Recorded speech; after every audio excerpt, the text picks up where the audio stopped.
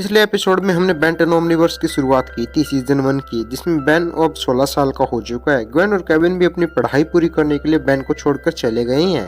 अब बेन अकेला था और बेलवुड में कुछ एलियन शॉपकीपर शॉप को उड़ा रहे थे। अब उनको संभालने के लिए बेन वहां पे जाता है। उसे एक नया पार्टनर भी मिला था जिसका नाम रुक था। ग्रैंडपा मैक्स ने उसे बेन की हेल्प के लिए भेजा था। अब वो दोनों उन एलियंस के बम को ठिकाने लगाते हैं। अब मैं बता दूं, बेन और रुक अच्छे से पार्टनर नहीं है, वो एक दूसरे को जानते भी नहीं है। तभी वो एलियंस नीचे की ओर भागते हैं। बेन और रुक भी उनका पीछा करती हैं। वो अंडरग्राउंड सिटी में पहुंच जाते हैं। उनके पीछे खाइबर भी अपने डॉगी जेड को छोड़ देता है। अब आगे दोनों सिटी में हमलावर एलियंस का पीछा कर रहे होते हैं। बेन कहता है कि यहाँ तो पूरा का पूरा शहर बसा है और मुझे पता भी नहीं है। अब रुक और बेन अलग अलग होकर उनका पीछा करते हैं। बेन थकते हुए बोलता है, तू रुक, तू अभी रुक। और बेन एक्सलरेट में चेंज होने की कोशिश करता है, लेकिन वो एनर्जी में बदल जाता है और वहाँ की पटरियाँ भी गला देता है। रुक वहाँ आकर चिकन पे गन फायर कर लेता है और उसे पकड़ लेता है। बेन उससे पूछता है कि बताओ ये किसका हाथ है, तुम किसके लिए काम करते हो। चिकन बोलता है कि पीछे देखो। वो बोलते हैं कि हम इतना बेवकूफ़ समझा है क्या, लेकिन पीछे से ट्रेन आ रही होती है। बेन और रुक चिकन को दूर फेंक कर खुद ट्रेन को रोकने की कोशिश करते हैं और बाहर सिटी में आके रुक जाते हैं और गाड़ी में बैठे लोगों के भी चक्कर आने लगते हैं। अब बेन वहाँ की दुकानें देखकर एक्साइटेड हो जाता है, कमाल की जगह है। फिर हम खाइबर को देखते हैं जो बेन को सुरंग में फॉलो कर रहा था। वो जेड को बदलवाकर बेन को ढूंढने के लिए कहता है। यहाँ रुक बेन को बैन यार बोलता है। बेन कहता है कि यार मैं बैन यार नहीं हूँ, मेरा बस बैन ही नाम है। रुक कहता है हमें उन गुंडों का पीछा करना चाहिए, लेकिन बैन को तो यहाँ ताज़ा ताज़ा स्नैक्स खाना है, तो उसको काफ़ी ज़्यादा भूख लगी थी। तभी रुक अपना प्लम्बर बैच दिखाकर वहाँ एक बंदे से पूछता है कि तुमने गुंडों की टोली को यहाँ से भागते हुए देखा। वो दुकानदार एलियन की बात सुनते ही अपनी दुकान को बंद करके वहाँ से भाग जाता है। बैन रुक पे चढ़ जाता है और बोलता है कि यार मुझे बड़ी मुश्किल से तो स्नैक्स वाला मिला था और तूने भगा दिया। रुक बैन से माफ़ी मांगता है, पर बैन कहता है कि इसमें तुम्हारी गलती नहीं है, मैं खुद ही नाश्ता करना भूल गया था सुबह। अब रुक अपने बारे में बताता है कि जब मैं पहली बार प्लम्बर बना था ना, मुझे मेरे प्लेनेट पे बड़ी दिलचस्प काम मिला था। अनाज की बोरियों को बस चूहों से दूर रखना था। बैन कहता है कि तुमने चूहों को दूर रखने में ऐसा लड़ना कैसे सीखा। रुक बताता है कि तुम गलत समझ रहे हो, हमारे यहाँ चूहे तुम्हारे जितने छोटे नहीं होते हैं। बैन अब वहाँ की डिश सूंघने लगता है और रुक एक बच्चे से अपनी वार्तालाप करता है। अब बैन का पेट भी गुड़गुड़ाने लगता है, लेकिन बैन को एक स्मूदी वाला दिखता है जो कि अपने मुंह से स्मूदी निकाल कर बेच रहा था। ये सब कुछ देखने के बाद तो बैन की भूख ही मर जाती है। तो वहाँ पे जेड भी आ जाता है जिसका टारगेट बस बैन था। बैन उससे बचते हुए ओमेंटिक से कहता है कि यार एक बार बस ह्यूमंगासोर दिला दो भगवान, एक बार। लेकिन बैन वाटर हैजर में बदल जाता है और वो ओमेंटिक्स को खालियां देता है। अब जेड बैन के ऊपर आ जाता है। यह लड़ाई दूर से खाइबर भी देख रहा था। बैन पहले जेड को ऊपर से हटाता है, फिर रुक को साइड होने के लिए बोलता है और उस पर वाटर फायर करता है। अब जेड बैन को कुचल देता है, फिर जेड बैन को बुरी तरह से धोने लगता है। बैन रुक से कहता है कि यार किस चीज का वेट कर रहे हो, इनविटेशन दूंगा, मदद करो मेरी। रुक कहता है कि तुमने तो कहा था ना बीच में मत पड़ना। बैन कहता है कि हाँ हो गया, मैं हवाबाजी कर रहा था, अब तो मदद कर दो। फिर रुक एक रस्सी फेंकता है जिससे जेड का मुंह बंद जाता है, लेकिन जेड उनसे छुड़वाकर उन दोनों पे कूद पड़ता है और वो रुक को चबाने वाला होता है कि बैन उसके पीछे से पूंछ पकड़ लेता है और बोलते है कहाँ चल दिए मेरे भाई। फिर एक के खिलाफ दो देखकर खाइबर सीटी मारकर जेड को वापस बुला लेता है और जेड स्मोक कर वहां से भाग जाता है। बैन बोलता है जिसने भी इसे भेजा है ना, वो गुंडों का लीडर होगा, जल्दी से उसे ढूंढ देंगे। रुक बताता है कि जब तुम काना ढूंढ रहे थे ना, तो मैंने पूछताछ की और एक सुराग निकाल डाला। फिर वो दोनों उस बच्चे की बताई लोकेशन पे पहुंच जाते हैं जो कि एक बार था और अंदर जहरीली गैस भरी हुई थी। रुक खतरनाक एंट्री देता है और अंदर जाके बैच दिखाता है कि हम प्लम्बर्स हैं, लेकिन एलियंस को घंटा भी फर्क नहीं पड़ता है। फिर बैन टेरास्पिन में चेंज होकर वो सारी जहरीली गैस वहां से हटा देता है, जिससे वो एलियन बुखला जाते हैं और उन्हें सांस नहीं आता है। तभी रुक उस बदमाश एलियन को भी देख लेता है। वो बदमाश एलियन वहां से बचकर भागने वाला होता है, लेकिन बैन उसका हेलमेट ले लेता है।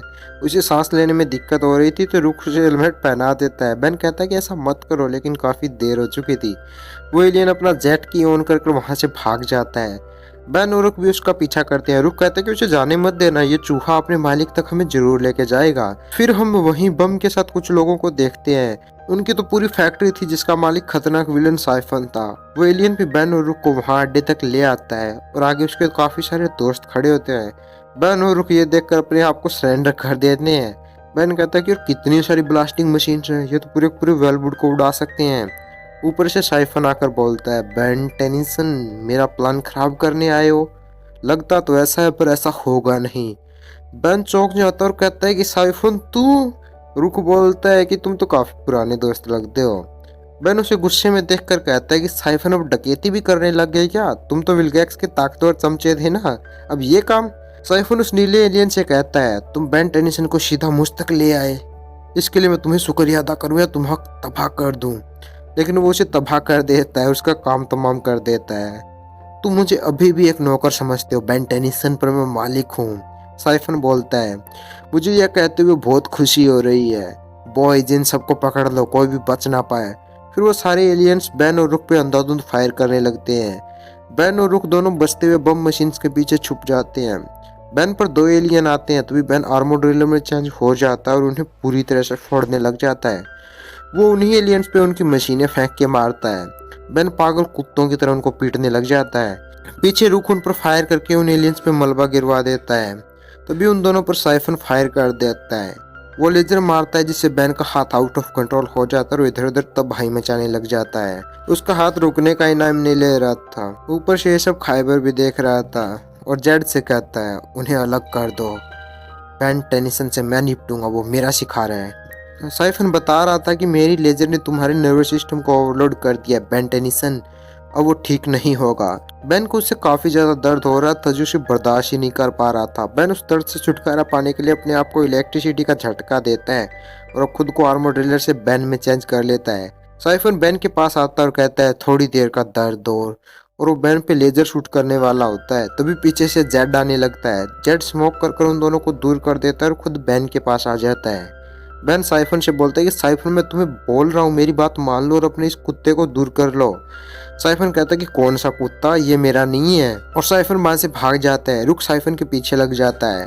जेड बेन पे अटैक करता है लेकिन बेन जेड को इलेक्ट्रिसिटी के साथ दूर फेंक देता है। तभी पता चलता है कि जब जेड ने अटैक किया था तो बेन इंस्टेंट शॉक स्क्वेज में ट्रांसफॉर्म हो गया था। उधर रुक साइफन का पीछा कर रहा था। साइफन रुक पर अटैक करता रहता है लेकिन रुक अपने आर्मर से उससे बच जाता है। साइफन बोलता है कि आर्मर तो मुझे चाहिए।